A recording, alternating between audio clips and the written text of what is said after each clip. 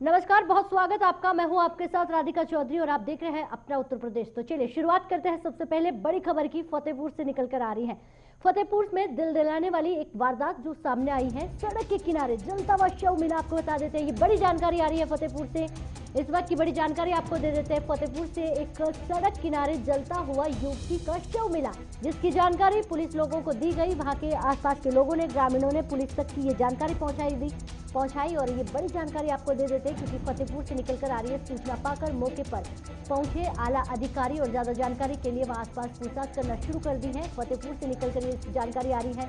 बड़ी जानकारी आपको दे देते हैं। दिल देने वाली घटना, ये ऐसा पहली बार नहीं हुआ है। कई बार हमने देखा है कि ऐसी ही घटनाएं सामने आती हैं और जिस पर कार्रवाई होती है और उसके बाद उस पर आगे की कार्रवाई करके सोचा जाता है। लेकिन ग्रामीणों ने एक जलते हुए युवती के शव को देखा और तुरंत आला अधिकारियों को समाचार किया और तुरंत वहां पर आला अधिकारी पहुंचे, क्योंकि फतेहपुर में आपको बता दें ये घटना सामने आई है, ये वारदात सामने आई है, जब सड़क के किनारे जलता हुआ युवती का शव बरामद हुआ, जिसे देखकर आसपास के ग्रामीण लोगों ने तुरंत पुलिस को जानकारी दी और पुलिस मौके पर पहुंची और वहां पर जानकारी लेने के लिए, क्योंकि युवती का शव बरामद हुआ है सड़क के किनारे, जलता हुआ शव। फतेहपुर से ये खबर निकल कर आ रही है। बड़ी जानकारी हम आपको दे देते हैं।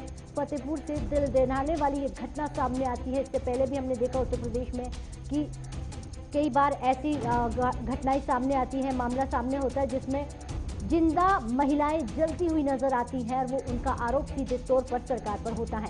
अब आगे बढ़ेंगे और एक बड़ी खबर पर फिर नजर डालेंगे। देवरिया से निकलकर ये खबर आ रही है। आपको बता देते हैं, देवरिया पुलिस के अधीक्षक कार्यालय का ये मामला सामने आया है। आपको बता देते हैं, देवरिया से ये खबर निकलकर आ रही है। पत्रकारों पर बरसे पुलिस अधीक्षक, आपको ये जानकारी दे देते हैं।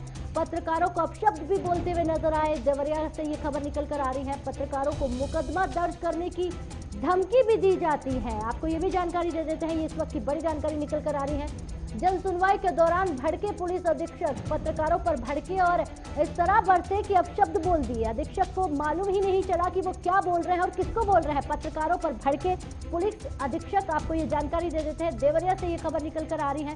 खबर कवरेज कर रहे थे पत्रकार। पत्रकारों ने अपना काम करना सही समझा, लेकिन उन्हें नहीं मालूम था कि यहाँ पर खबर कवर करने पर अपशब्द सुनने को मिलेंगे और सीधे तौर पर देवरिया के पुलिस अधीक्षक ने पत्रकारों पर ही भड़क पड़े और इस तरह से भड़के कि उन्होंने अपशब्द बोलना शुरू कर दिए। यहाँ पेट्रोल पंप पे कब्जे को लेकर, अवैध कब्जे को लेकर के यहाँ पे एक मामला संज्ञान में आया। उसको लेकर हम एक पत्रकारों का जो है समूह जो है पुलिस अधीक्षक से मिला और उस बारे में कार्रवाई के बारे में अवगत होने का प्रयास किया। तो पुलिस अधीक्षक महोदय ने दलाल सबसे नवाजा और तमाम जो है आरोप लगाते हुए अमर्यादित भाषा का प्रयोग करते हुए कहा कि ये विशुद्ध मामला दलाली का है और ये मामला मेरे स्तर का नहीं है। इस पर जो है पत्रकारों में काफ़ी आक्रोश देखा जा रहा है। वही जो है मुझे भय बना हुआ है कि यहाँ के जो पुलिस अधीक्षक हैं डॉक्टर श्रीपति मिश्र हमको फर्जी मुकदमे में फंसा सकते हैं। उन्होंने उस दिन कहा भी कि अगर इस तरह की कोई घटना इस पेट्रोल पंप वाले मामले में होती है तो। लाल बाबू हमारे साथ जुड़ गए हैं, संवाददाता, सीधा इस खबर पर बड़ी जानकारी देने के लिए। लाल बाबू बताइएगा, पहली बार ऐसा नहीं हुआ है कि पत्रकारों पर किसी ने गालियां बरसाई हो, पत्र बरसाए हो, लेकिन पुलिस अधीक्षक ही भड़क पड़े। क्या इस पर कोई कार्रवाई की जा रही है? क्योंकि वो तो खुद कानून में है और उन्हें पत्रकारों से कैसे बात करनी है उन्हें ये मालूम तक नहीं है। क्या उन पर कोई कार्रवाई हो रही है? नहीं, अभी तक ये बता दें कि ये जो सारी घटनाएं 7 तारीख की है। 7 तारीख को एक पीड़ित ये पेट्रोल पंप अपने मालिक अपने भाई से नाराज होकर और दबाव में आकर या और उसके कब्जा कर लेने के वजह से वो परेशान था। वह पीड़ित पुलिस कार्यालय के चक्कर लगा रहा था। वहीं पे पत्रकारों से उस पीड़ित की मुलाकात हुई। उसके बाद से पीड़ित से मिलने कुछ एसपी से मिलने के लिए पीड़ित व्यक्ति के बारे में पूछना चाहा, जिसके बाद से चैम्बर में जाने के बाद ये वाकया सामने आया है। उसके बाद इस लहजे को देखते हुए ये पता चलता है कि जब आईपीएस अधिकारी इसी तरह पत्रकारों को हिदायत फर्जी मुकदमे और फर्जीवाद में फंसाने की धमकियां देते रहेंगे तो कैसे हम यह पत्रकारिता करेंगे, कैसे और सच्चाइयों को हम दिखा सकेंगे, किस तरीके से हम ये सारी कमियों को उजागर कर सकेंगे।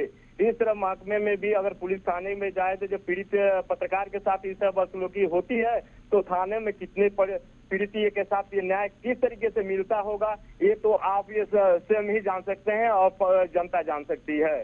जी लाल बाबू ये बताइएगा, क्योंकि अगर कह रहे हैं कि पत्रकार भी सुरक्षित नहीं है, वो अगर अपना काम नहीं करेंगे तो सीधे तौर पर सच कौन दिखाएगा? क्या उन पर कोई कार्रवाई की जा रही है? कोई मुकदमा दर्ज करवाया है पत्रकार ने? नहीं, अभी तो अपने क्या नाम है, उन्होंने राज्यपाल महोदय को एक आवेदन दिया है। उसके बाद ये उन्होंने भाजपा के वरिष्ठ सरकार के प्रवक्ता, मुख्यमंत्री के प्रवक्ता सलम मणि से भी मिले, लेकिन अभी तक ये ठोस ये कदम और इनके प्रति कोई भी प्रतिक्रिया अभी तक ये नहीं आई है, लेकिन कार्रवाई करने की बातें सामने आ रही है। बहुत बहुत शुक्रिया तमाम जानकारी देने के लिए। अब आगे बढ़ते हैं, बात अगली खबर की करते हैं। महाशिवरात्रि की कर लेते हैं। आज महाशिवरात्रि का पर्व है। एक साल बाद मंदिरों में श्रद्धालुओं की भीड़ दिखाई दे रही है। कोरोना संक्रमण के दौर चलते मंदिरों के कपाट बंद थे और इसी में धीरे धीरे अब मंदिरों के कपाट खुलने शुरू हो गए हैं और इस महाशिवरात्रि पर मंदिरों में भगवान शिव की पूजा करने के लिए श्रद्धालुओं की भीड़ उमड़ पड़ी है। आज सुबह से ही शहर के प्रमुख मंदिरों में श्रद्धालुओं की लंबी कतारें लगी और देखने को मिली। भगवान शिव के जयकारों के साथ पूजा आराधना की गई। मंदिरों में भगवान शिव के भजन गूंजते दिखाई दिए। इस दौरान प्रशासन की ओर से भी सुरक्षा के पुख्ता इंतजाम भी दिखाई दिए। और इस वक्त टीवी स्क्रीन पर ये 4 तस्वीरें आप देख रहे हैं, क्योंकि भगवान शिव की हम बात कर रहे हैं। भोलेनाथ का आज दिन है और लगभग 26 साल, अगर हम कहें काफी लंबे समय के बाद 11 महीने बाद आज का एक ऐसा संयोग बन रहा है जिसमें ये 4 तस्वीरें ये बयां कर रही हैं कि बारात से ये निकल कर आ रही हैं, जब भगवान के मंदिरों को भव्य तरीके से सजाया गया है। दूसरी तस्वीर बाराबंकी से आपको दिखा रहे हैं। पूरी तरह श्रद्धालु भगवान की भक्ति में डूब चुके हैं। भगवान को दूध से स्नान कराया जा रहा है, जयकारे गूंज रहे हैं। और तीसरी तस्वीर कन्नौज से निकल कर आ रही है, जहां सीधे तौर पर महिलाएं कतार में लगी हुई भगवान के दर्शन करने का इंतजार कर रही हैं। सुरक्षा कर्मी भी पूरी चाक चौबंद के साथ भक्तों को एक एक करके मंदिरों में भेज रहे हैं, क्योंकि कोरोना काल आज भी हमारे बीच है। और चौथी तस्वीर मुजफ्फरनगर से देख रहे हैं, क्योंकि चारों तस्वीरें मंदिरों की है और लगातार भक्त मंदिरों में पहुंच रहे हैं और पूजा अर्चना कर रहे हैं। अब आगे बढ़ते हैं, बात रामपुर की कर लेते हैं। रामपुर सांसद आजम खां को अपना हथियार बेचने की अनुमति मिल गई है।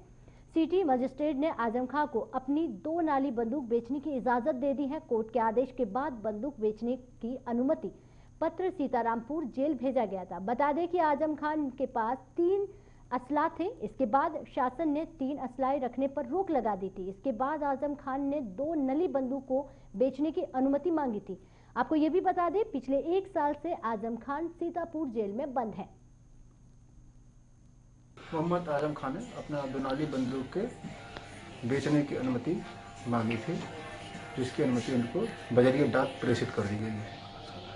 तो उनकी अनुमति मान ली गई? हाँ, उनको उन्होंने बजरिया डाक ही मांगी थी। अच्छा। उसको डाक के माध्यम से ही प्रेषित भी कर दिया गया अनुमति देते हुए। तो ये क्यों मांगी गई, क्यों वजह लिखी थी? शासनादेश है कि 3 लाइसेंस एक साथ में ही रखे जा सकते हैं, क्योंकि यद्यपि 6 माह तक बढ़ा दिया गया था, किंतु उन्होंने इसके पूर्व ही एक अपने लाइसेंस को सरेंडर करने की, अपने बंदूक बेचने की अनुमति मांगा है। उसे स्वीकार करते हुए प्रेषित कर दी गई। महोबा में मुकेश पाठक खुदकुशी के मामले में आरोपी ब्लॉक प्रमुख छत्रपाल यादव और उसके भतीजे विक्रम के खिलाफ प्रशासन ने बड़ी कार्रवाई की है। डीएम के आदेश पर प्रशासन ने गैंगस्टर के तहत आरोपियों की संपत्ति को कुर्क करते हुए नोटिस चस्पा किया है। इस दौरान सदर एसडीएम, सीओ, भारी पुलिस फोर्स और पीएससी के साथ ढोल के मुनादी कराते हुए कार्रवाई करने पहुंचे। आरोपी इस समय जेल में है और इसमें छत्रपाल, हमीरपुर और विक्रम को झांसी जेल में रखा गया है। जिलाधिकारी महोबा के आदेश के क्रम में कल से कुर्की की कार्रवाई अभियुक्त छत्रपाल, विक्रम सिंह और जो भी मुकदमे अभियुक्त हैं उनकी प्रॉपर्टी की कुर्की की कार्रवाई की जा रही है। आज हम लोगों ने गाटा संख्या 1395, 1206 और विक्रम का एक होटल, उनकी कुर्की की कार्रवाई अभी संपन्न की है और आगे की कार्रवाइयाँ की जा रही हैं। नोएडा अथॉरिटी वेव ग्रुप में 1.08 लाख वर्ग मीटर जमीन को वापस ले लिया गया है। वेव ग्रुप की तरफ से बकाया 2500 करोड़ ना चुकाने की वजह से अथॉरिटी ने ये कार्रवाई की है। वहीं वेब ग्रुप ने अथॉरिटी के इस कदम के बाद कोर्ट जाने की बात कही है। आपको ये भी बता दें कि साल 2011 में वेब ग्रुप की जमीन का अधिग्रहण किया गया था। साल 2017 में वेब ग्रुप ने रियल एस्टेट में मंदी का हवाला देकर जमीन का बकाया चुकाने में असमर्थता जताई थी। इसके बाद कंपनी ने सेटलमेंट पॉलिसी के तहत 152 एकड़ में 110 एकड़ जमीन सरेंडर कर दी थी वेब ग्रुप पर। बाकी बची जमीन के लिए 2500 करोड़ का बकाया था।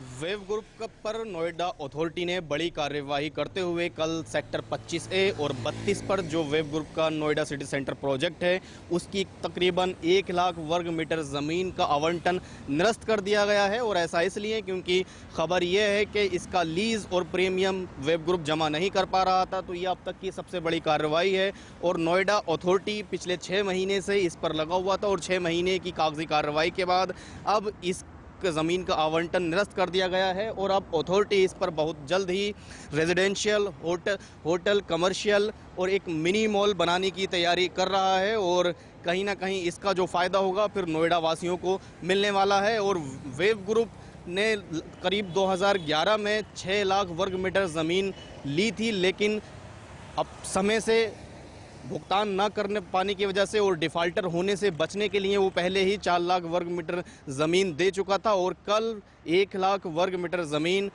नोएडा अथॉरिटी ने निरस्त कर दी है। हैदर अली, जगत 24/7 न्यूज़, नोएडा। हर सरकार की तरफ से अवैध खनन को रोकने के लिए बड़े बड़े दावे किए जाते हैं, लेकिन ये दावे जमीनी हकीकत से बिल्कुल परे होते हैं। ऐसा इसलिए कह रहे हैं क्योंकि एक मामला अंबेडकर नगर से सामने आया है, जहां पर अधिकारी अवैध खनन को नहीं रोक पा रहे हैं। जिले की पूर्वी सीमा से होकर गुजरने वाले गोरखपुर लिंक एक्सप्रेसवे का निर्माण करा रही थी संस्था दलित बिल्डिंग कान का घाघरा नदी के बालू और किसानों के खेत में मिट्टी का अवैध खनन कर रही थी। अवैध खनन की पुष्टि अधिकारियों ने भी अपनी जांच में की थी। दरअसल गोरखपुर लिंक एक्सप्रेसवे का निर्माण हो रहा था, जिसके लिए अवैध खनन धड़ल्ले से किया जा रहा था, लेकिन नजर किसी की नहीं जा रही है। हमारा खेत है माझा कमरिया में 753 गाटा संख्या है और एक है 560 और एक खनन वाले जो है 6 लाइन वाले माटी निकाल रहे हैं। न पैसे मिला है न कुछ मिला है। एप्लीकेशन 3-4 जगह डाल चुके हैं, जिलाधिकारी, तहसीलदार, मुख्यमंत्री, अयोध्या मंडल को, कोई सुनवाई नहीं हुआ है। मीडिया के माध्यम से कुछ शिकायत हम लोगों को मिला है, मतलब जो संस्था गोरखपुर लिंक एक्सप्रेसवे में काम कर रहे हैं इस टाइप का शिकायत मिला है और हमारे माइंस इंस्पेक्टर और एसडीएम एक टीम भेजकर हम लोग वहाँ पर मुआयना किया है, इवेलुएट किया है और कुछ चीज़ ऐसे हम लोगों को सामने आया कि कुछ रेता बालू भी निकला गया है और किसान के खेत में जो अनुमन्य है उससे ज़्यादा क्वांटिटी का मिट्टी निकल गया है। इसके संबंध में हम लोग हमारे यूपीडा को भी इसको इन्फॉर्मेशन दिया है और संस्था से 15 दिन का नोटिस जारी किया है। सो नोटिस का जवाब आएगा, सो उसके बाद कॉम्पाउंडिंग के माध्यम से जो भी कार्रवाई होना है हम लोग इसमें करेंगे। सर अभी अमाउंट निर्धारित नहीं हुआ? जी, अमाउंट नहीं निर्धारित हुआ? नहीं, अमाउंट निर्धारित हुआ है, उसमें हम लोग उसको पूछताछ कर रहे हैं।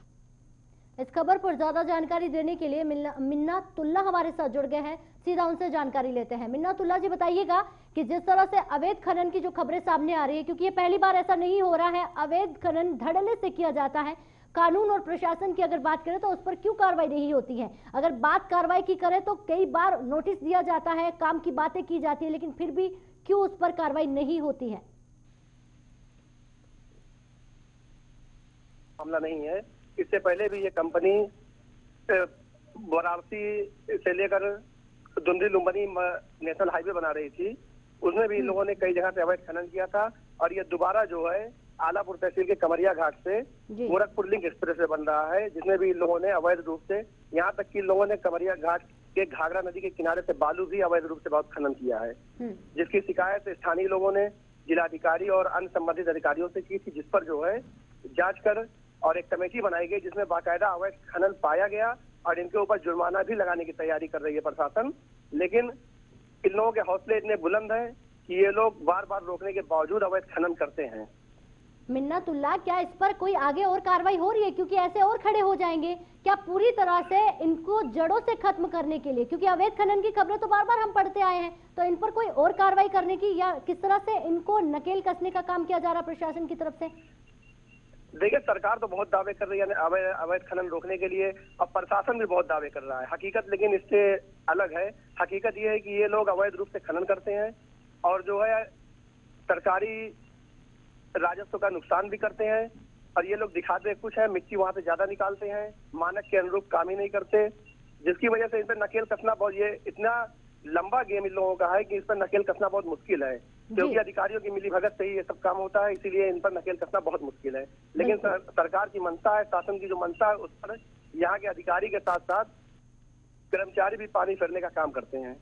बहुत बहुत शुक्रिया मिन्नतुल्लाह जी तमाम जानकारी देने के लिए, क्योंकि लगातार बात हम अवैध खनन की कर रहे थे। अब आगे बढ़ते हैं, बात यूपी की योगी सरकार की कर लेते हैं। योगी सरकार अच्छे कानून व्यवस्था की बात तो करती है, लेकिन भू माफियाओं के हौसले जिस तरह से बुलंद है उसको देखकर लगता है कि ये सिर्फ कोरी बातें हैं। दरअसल यूपी के पीलीभीत में भूमाफिया मंदिर परिसर की जमीन पर ही जबरन कब्जा कर रहे हैं। मामला थाना बिलसंडा इलाके के गांव और मसूरी खान का है, जहां शिव मंदिर के नाम पर जमीन को भूमाफियाओं ने लंबे समय से कब्जा कर रखा है। मंदिर परिसर में रह रहे साधु ने इसकी शिकायत अधिकारियों से कई बार की है, लेकिन पुलिस के कानों पर जू तक नहीं रेंगती है। साधु ने बताया कि गांव का प्रधान माफियाओं से पैसे वसूलता है, इस वजह से काम भी नहीं होता है।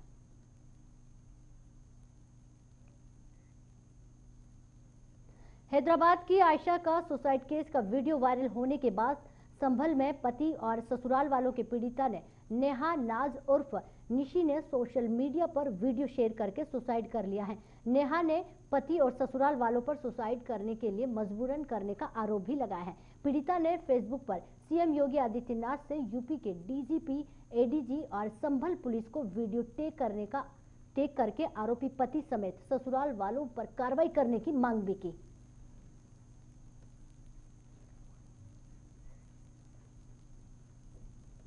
अमेठी के शुकुल बाजार थाना क्षेत्र के ठाकुरगंज में एक स्कूली छात्रा ने कुछ सोहदों के छेड़छाड़ किया था। छात्रा की मां ने बहादुरी दिखाते हुए छेड़छाड़ करने वालों को जमकर धुना। बता दें कि स्कूल से घर जा रही थी छात्रा को कुछ मनचलों ने छेड़ दिया और जिसका विरोध करते हुए छात्रा ने शोर मचा दिया था। शोर मचाते ही मौके पर लोग इकट्ठा हो गए, तभी वहां लड़की की मां भी पहुंच गई थी। ये सब सुनकर छात्रा की मां ने आपा खो दिया और मनचलों को जमकर धोया। बाद में पीड़ित की तरीर पर मुकदमा भी दर्ज कर लिया गया है। पुलिस जांच में जुट गई है।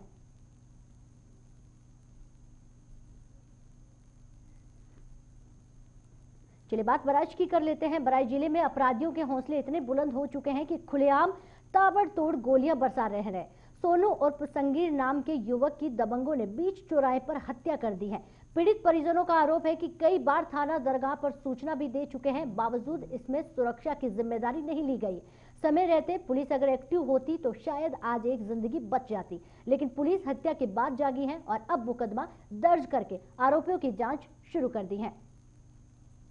आज दरगाह शरीफ थाना क्षेत्र में काजी कटरा नमक मोहल्ले में दुकान के सामने कुर्सी पर बैठने को लेकर के पारिवारिक व्यक्तियों के बीच में चचेरे तहरे भाइयों के बीच में मारपीट हुई, जिसमें चाकू लगने से एक व्यक्ति सगीर रूप सोनू जो कि 32 वर्ष का था उसकी डेथ हुई है।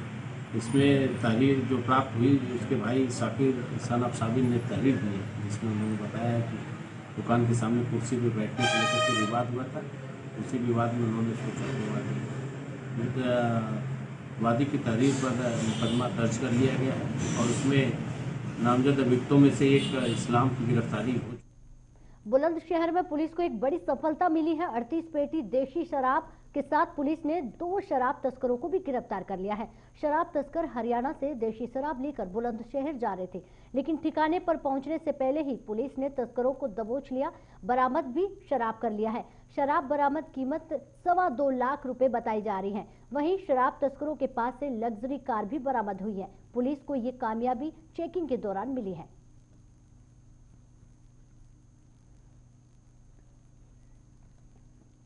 यूपी में जिला पंचायत चुनाव का बिगुल बज चुका है। बस इंतजार है तो नामांकन का, लेकिन जिला पंचायत चुनाव की दौड़ में ताल ठोकने वाले प्रत्याशियों ने वोटर को अपने पाले में करना शुरू कर दिया है। बागपत में जिला पंचायत सदस्य की महिला प्रत्याशी रीना वाल्मीकि ने डांस कार्यक्रम का आयोजन कराया, जिसमें महिला डांसरों ने जमकर डांस किया। हालांकि जिस सरकारी जमीन पर यह कार्यक्रम किया गया वहां काम कर रहे लोगों की माने तो इस कार्यक्रम की परमिशन नहीं ली गई। कुमार जी, अभी फंक्शन हुआ है यहाँ पे जी। ये क्या है, समिति है, क्या है? समिति है जी। किस चीज़ की? पूरी जहाँ पर आप नौकरी करते हैं? ये इसमें जो है खाद बीज वगैरह आता है।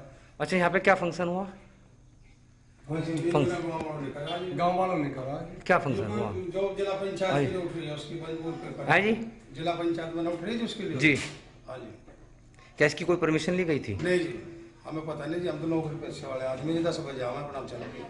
आपको पता है ये सरकारी जमीन है, सरकारी ये है प्रॉपर्टी है। अब क्या आप इस पर कोई फंक्शन कर सकते हो? ऐसे प्राइवेट है, गलत बात है जी। नाच गाना हुआ भी है यहाँ पे? ना खड़ा हुआ जी। हाँ है तो सरकारी जमीन ही, खड़ा हुआ जी, सरकारी जमीन है ना। हाँ जी सरकारी। चोर अगर किसी से डरता है तो वो है पुलिस, लेकिन राजधानी लखनऊ में चोरी का एक ऐसा मामला सामने आया है। बेखौफ चोरों ने पुलिस के घर में को ही निशाना बना लिया है। इमरजेंसी सेवा 112 इंचार्ज के घर चोरों ने अपना हाथ साफ कर लिया है। ऐसे में ये सवाल उठता है, जब लखनऊ पुलिस ही सुरक्षित नहीं है तो आम जनता कैसे सुरक्षित होगी?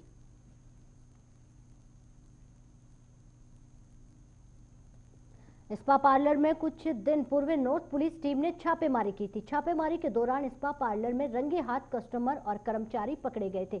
इस छापेमारी के दौरान एक सचिवालय कर्मी भी पकड़ा गया था, जिसने अब सुसाइड कर लिया है। सुसाइड नोट पर मृतक की टीम और लीड कर रही थी आईपीएस प्राची सिंह को जिम्मेदार ठहराया है। सुसाइड नोट पर लिखकर दोषी 112 पर सूचना देकर ट्रेन के सामने कूद गया था।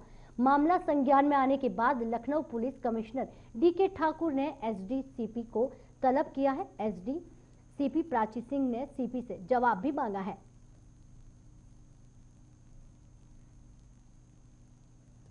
कानपुर में रहस्यमयी परिस्थितियों में लापता हुए 2 दोस्तों के शव गंगा नदी से मिलने पर हड़कंप मच गई है। सूचना मिलने पर मौके पर पहुंची पुलिस ने गोताखोरों की मदद से दोनों के शव को गंगा नदी से बाहर निकाल लिया है। जांच पड़ताल करने के बाद पुलिस ने मृतकों के परिजनों को जानकारी दी है, जिसके बाद दोनों परिवारों में शोक पसर गया है। पुलिस ने मृतकों के शव को पंचनामा करके पोस्टमार्टम के लिए भेज दिया है। साथ ही इस रहस्यमयी मौत की गुत्थी को सुलझाने के लिए पुलिस लग चुकी है।